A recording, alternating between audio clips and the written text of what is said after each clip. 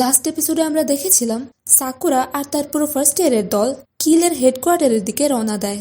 তাদের খুব বেশি কিছু কিল সম্পর্কে জানা ছিল না, তবে একটা জিনিস স্পষ্ট ছিল, এই কিল গ্রুপটা একদমই ভালো নয়। তারা সব সময় অন্যায় কাজে জড়িত থাকে, আর এসব কথা শুনে নীরে একটু ভয় পেয়ে যায়। কিন্তু সাকুরা একদম এক্সাইটেড। সে বলে, আমি কেয়ার করি না কে সামনে আসছে বা কে থাকবে, আমি সবাইকে মারবো। আমার টার্গেট শুধু নাগাতোকে বাঁচানো, আর যেই আমার সামনে আসবে তাকে ছাড়বো না। তার বাকি বন্ধুরাও বলে, তুই ঠিক বলেছিস, আমরা গেলে ওদের একদম মাটিতে গুড়িয়ে দেব। অঞ্জাইও তখন খুব খুশি হয়, তবু সে সবাইকে সাবধান করে বলে, কিল গ্যাং কিন্তু সত্যি অনেক ভয়ঙ্কর, তারা কোনো রুলসই মানে না। তারপর তারা সবাই পৌঁছে যায় কিল গ্যাং এর ঘাঁটিতে। তাদের দরজার সামনে একটি বিশাল ড্রাগনের কঙ্কালের স্কেচ ছিল, আর দরজাটির তালা লাগানো ছিল। ঠিক তখন সুগিশি তার সামনে গিয়ে তালা খুলতে চেষ্টা করে, কিন্তু সবাই বলতে থাকে, কিরে তুই কি হাত দিয়ে এই চেন খুলবি নাকি? এটা শুনে সুগিশি তার রেগে যায় আর এক লাথি মারে, সেই চেনটি ছিঁড়ে ফেলে। আর সেটা দেখে বাকিরা সুগিশি তার প্রশংসা করতে শুরু করে, আমাদের সুগিশিতা ভাই অনেক স্ট্রং। তারপর তারা সবাই ভেতরে ঢোকে, আর তাদের দেখে কিল গ্যাং এর এক লোক মুচকি হেসে বলে, ওহো, পুরো টিমই চলে এসেছে, আমি তো ভেবেছিলাম 1-2 জন আসবে। তারপর সে নাগাতোকে বলে, দেখ তোর বন্ধুরা তোর জন্য এসে গেছে। এই কথা শুনে অঞ্জাই রেগে আগাতে যায়, কিন্তু সাকুরা ওকে থামিয়ে দেয়।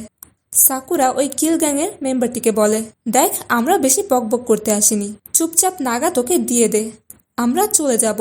কিল গ্যাং এর লোকটা হাসতে হাসতে বলে, তুই কি মজা করছিস? এই শুনে ফিউরিং এর সবাই প্রস্তুত হয়ে যায়, আর সেই কিল গ্যাং এর লোকটাও তাদের দেখে বলে, তোমাদের দেখে তো আমরা ভয় পেয়ে যাচ্ছি, হাহা মজা করলাম। হঠাৎ কিল গ্যাং এর আরো অনেক মেম্বার হাতে লাঠি নিয়ে সেখানে এসে পড়ে, আর তারা সাকুরার টিমটিকে চারিদিক থেকে ঘিরে ফেলে। আর তাদের এত বেশি মেম্বার দেখে সাকুরার দলের কয়েকজন ভয় পেয়ে যায়, কিন্তু তেইগা আর মিৎসুকি ওদের দেখে আরো এক্সাইটেড হয়ে যায়। সু বলে, সুগিশিতা তুই তো রেডি তাই না?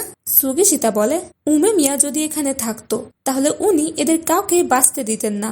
ঠিক তখন কিল গ্যাং এর লিডার তাদের ফাইটের নির্দেশ দিয়ে দেয়, আর দুই পক্ষের ভয়ঙ্কর ফাইট শুরু হয়ে যায়। কিল গ্যাং এর হাতে লাঠি ছিল, তবু সাকুরা আর তার দল তাদের একে একে ডাউন করতে থাকে। মিৎসুকি আর সু ডেঞ্জারাস ফাইট করছিল, অন্যদিকে সু নিরেকেও প্রোটেক্ট করছিল, কারণ নিরে তখন লড়াই করছিল না। সাকুরাও একের পর এক কিলের মেম্বারদের পেটাতে থাকে।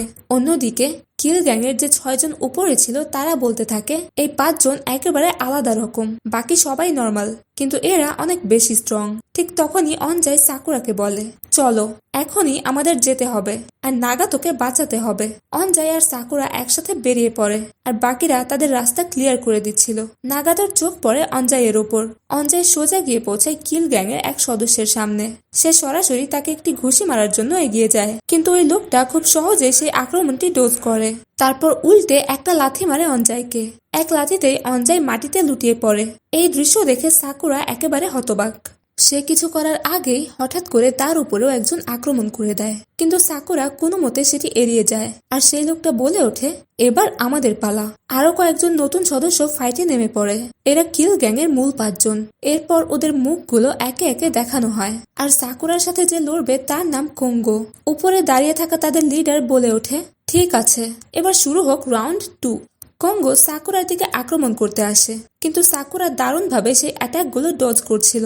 কঙ্গো তাকে কটাক্ষ করে হাসতে থাকে, আর সাকুরা জবাব দেয়, তোর মুখ বন্ধ রাখ, আজ তোকে খুব বাজেভাবে মারবো। এদিকে টাইগার উপরও অ্যাটাক শুরু হয়, আর তার প্রতিপক্ষের নাম কিরিশিমা। অন্যদিকে সুগিশিতার উপর ঝাঁপিয়ে পড়ে মোগামি। সে বলে, তুই দেখতে তো অনেক স্ট্রং। মিৎসুকির দিকেও আক্রমণ আসে, ওর প্রতিপক্ষের নাম কাগা। সে বলে, কিরে তোর চেহারা দেখতে তো পুরো মেয়েদের মতোই। আর শেষে আসে সুয়ের পালা। ওর দিকে ঝাঁপিয়ে পড়ে টোন সুকে বলে, তুই যদি তোর এই পুরনো টেকনিকের উপরে ভরসা করে থাকিস তাহলে তুই আমাকে কখনোই হারাতে পারবি না। এখন যখন কিল গ্যাং এর ওই 5 জন মাঠে নেমেছে, ফিউরিং এর ছেলেরা একটু একটু করে পিছু হটতে শুরু করেছে। সাকুরা নিজেই এখন ঘাবড়ে যেতে শুরু করে। এমন সময় হঠাৎ কঙ্গো সাকুরার উপর আক্রমণ করে দেয়। কঙ্গো আবারও সাকুরাকে নিয়ে মজা করতে থাকে। সাকুরা রেগে গিয়ে জোরে একটা ঘুষি মারতেই যাবে, কিন্তু কঙ্গো আগে নিজের ব্যাট দিয়ে সাকুরাকে আঘাত করে বসে। সাকুরার হেড থেকে রক্ত ঝরতে শুরু করে, আর কিল গ্যাং এর লিডার তখন হেসে ওঠে আর বলে, এই ছেলেগুলো তো কিছুই না, একেবারে বাজেভাবে মার খাচ্ছে। এরপর সিন কাটা হয় নীরের দিকে। নীরে একপাশে দাঁড়িয়ে ভয়ে কাঁপছে। সে নিজেকে বলতে থাকে, আমি কখনোই কোনো কাজে আসি না, সবসময় কারো না কারো পেছনে লুকিয়ে থাকি। কখনো আমি উমে মিয়ার পেছনে, কখনো বা সাকুরার পেছনে। আমি চিরকাল এমন থাকতে পারি না। হঠাৎ করেই কোথা থেকে যেন তার মধ্যে সাহস চলে আসে। সে এক দৌড়ে সামনে যায়, চিৎকার করে বলে, আমি পারবো, আমি পারবো। আমিও ফিউরিনের একজন সদস্য। তখনই সেখানে একজন ফিউরিন সদস্যকে দুজন মিলে মারছিল। নীরে তাদের একজনের পেছন থেকে ধরে তাকে সহ নিয়ে পড়ে যায়, কিন্তু সেই লোকটি কিছুক্ষণ পরেই তার চুল ধরে তার মুখে জোরে একটা লাথি বসিয়ে দেয়। এক লাথিতে নীরে পুরোপুরি শেষ। সে সাকুরাকে সরি বলে আর বলে, আমি শুধু এটুকুই করতে পারি, এর থেকে বেশি কিছু করতে পারলাম না। আর তখনই একজন লোক ব্যাট নিয়ে নীরেকে শেষ করতেই যাচ্ছিল। ঠিক তখনই ওই আক্রমণকারীকে কেউ একজন লাথি মেরে দূরে ছুঁড়ে ফেলে দেয়। সবাই চুপচাপ তাকিয়ে থাকে, কি এটা কে করলো? আর ঠিক তখনই দেখা যায় কাজী এসে গেছে। আর ইনামতো ছুটে আসে নীরের পাশে।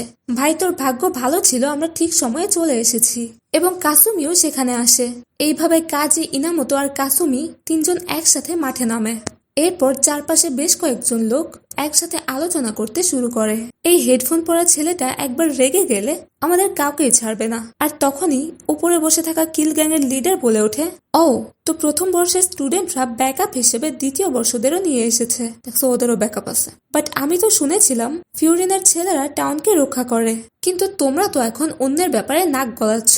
আর বলতে গেলে নাগাতো তো তোমাদের বন্ধুও না, তাহলে তোমাদের সাথে ওর সম্পর্ক কি? তখনই কাজী সামনে এগিয়ে আসে আর বলে, তুমি ঠিক বলেছ, ফিউরিন সব সময় আমাদের টাউনের রক্ষা করে, আর নাগাতো আমাদের টাউনেরই অংশ, তাই আমরা ওর পক্ষেই দাঁড়াবো। তুমি সবচেয়ে বড় ভুলটাই করেছো, তুমি নাগাতোকে বেছে নিয়েছো। নাগাতো আমার বন্ধুর বন্ধু, মানে ও আমারও বন্ধু। তাই আমি তোমাকে লাস্টবার বলছি, নাগাতোকে আমাদের হাতে দিয়ে দাও। এই মুহূর্তে কাজী ভীষণ রেগেছিল। তার রাগ দেখে কিল গ্যাংয়ের অন্য ছেলেরা তো ভয়ে পিছিয়ে যাচ্ছিল। তাদের একটুও ফাইট করার ইচ্ছা হচ্ছিল না। কিন্তু তখনই তাদের লিডার বলে ওঠে, ওরা মাত্র তিনজন, তোমরা সহজেই সামলে নিতে পারবে। তবু সবাই ভয়ে কাঁপছিল। আর তখনই সে বলে ওঠে, আমার কাছে আর কোনো অপশন নেই। যদি কেউ লড়তে না চায় তাহলে তারও অবস্থা আমি নাগাতোর মতোই করে দেব।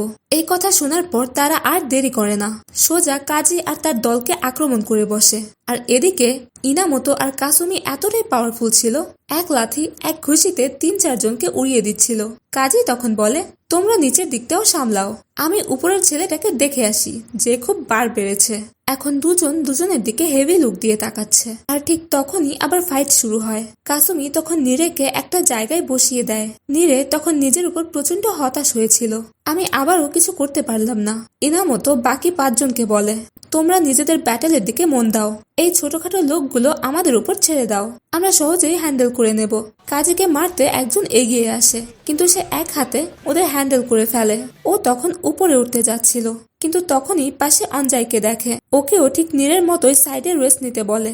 এবং ঠিক তখনই সাকুরা কাজীকে বলে, তুই উপরে গিয়ে ওই ছেলের সাথে লড়বি না, ওকে আমি হারাবো।